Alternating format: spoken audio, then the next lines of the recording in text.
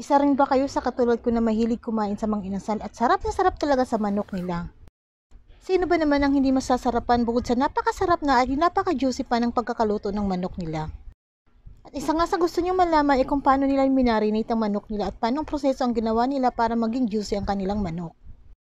Baka ito na ang sagot para kahit sa bahay lang ay makakain ng pamilya mo ng lasang manok na mang inasal. Simulan natin sa pag-marinate ng manok. Gagamit ako dito ng leg part. Ito talaga ang pinakagusto kong part sa manok. At para nga maalis natin yung amoy ng manok ay hinugasan ko ito sa asin ng mga ilang bisis. Pag hindi kasi nahuhugasan ng maayos yung manok, ayun, naamoy talaga natin na mukhang malansa pa talaga yung manok.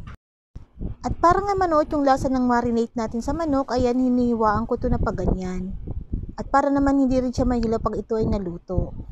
At kahit yung pinakaloob talaga ay talagang maluluto ito. Kasi minsan kasi yung manok, yung mga inihaw na manok, pag hindi natin hinihiwaan, minsan luto ng labas, ang loob ay talagang hilaw pa. Pag nahiwaan na nga yung manok, ay dito tayo magsisimula mag-marinate.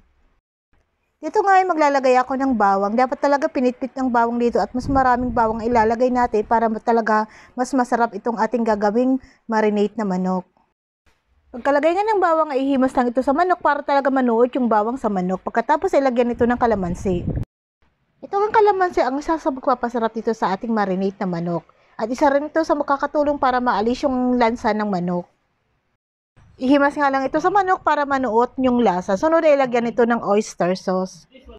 Itong oyster sauce na ginamit ko ay free lang ito nung bumili ako sa Puregold. Kaya kahit anong brand ay pwede kayong gumamit dito. Mas masarap dito pag mamasitas ang gagamitin nyo.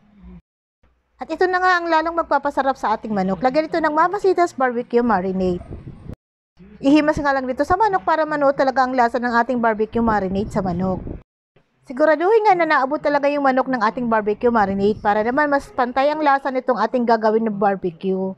Ibaba lang ito sa loob ng 2 oras. Pwede ng 2 oras pag nagmamadali kayo, pero mas maganda talaga kung overnight nyo ito ibababa para talaga manuot yung lasa ng ating barbecue marinade sa manok.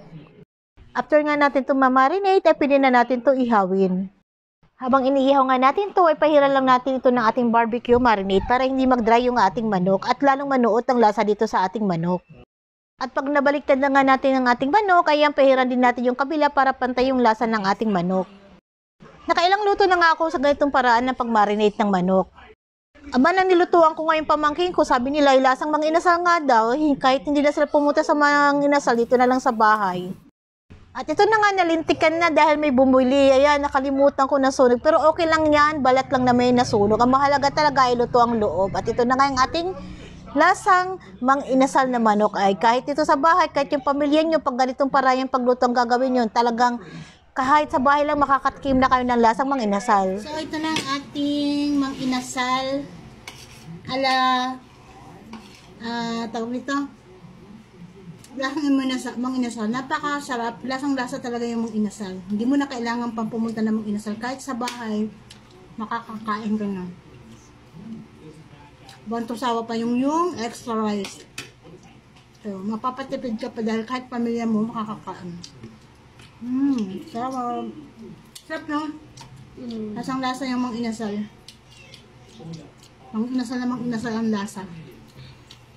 Sunog lang, napabayaan ko kasi nga may bumibili. Sarap. At saka napaka-juicy. Juicy ang lasang. Nasugot ako. Katapos ko lang mag-iyo kaya pawis na pawis ako. Tapos lang pa natin doon.